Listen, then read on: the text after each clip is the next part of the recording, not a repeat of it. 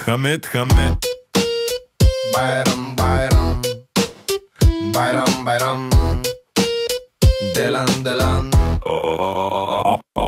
Аз съм прост дерибе и служа в ново начало. На Певски верен съм напълно изцяло. Нося всеки ден хиляди евро в кеш. Така захранвам този леко пълен келеш.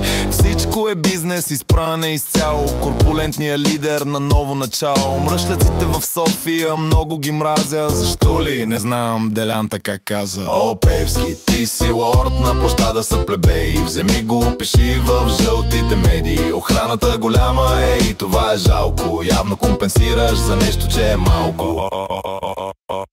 Доган ми бе брат, философ, инженер. Порции сипаше бе визионер. Язовир строеше, пристанище купи. Ала с ново начало издуха няколко супи. Вземи милион, отдели ми процент. Командваше с леко смешен акцент. Дойде обаче ново начало и му тегли чертата напълно изцяло. О, Певски, ти си лорд на площада са плебеи. Вземи го, опиши в жълтите медии. Охраната голяма е и това е жалко. Явно компенсираш за нещо, че е малко. Ти си лорд на площада са плебеи. Вземи го, опиши в жълтите медии. Охраната голяма е и това е жалко. Явно компенсираш за нещо, че е малко.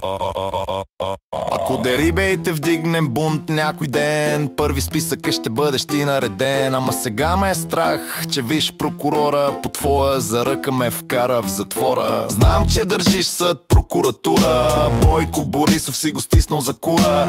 Медии имаш и ГЕРБ в кабинета и стотина депутата, царе на минета. Държавата твоя е поне на теория. Летиш на високо в еуфория. Голям страх обаче теб те тресе, защото Коледа идва за всяко прасе. О, Певски, ти си лорд на площада са плебеи. Вземи го, опиши в жълтите медии. Охраната голяма е и това е жалко. Явно компенсираш за нещо, че е малко. Ти си лорд на площада са плебеи. Вземи го, опиши в жълтите медии. Охраната голяма е и това е жалко. Явно компенсираш за нещо, че е малко.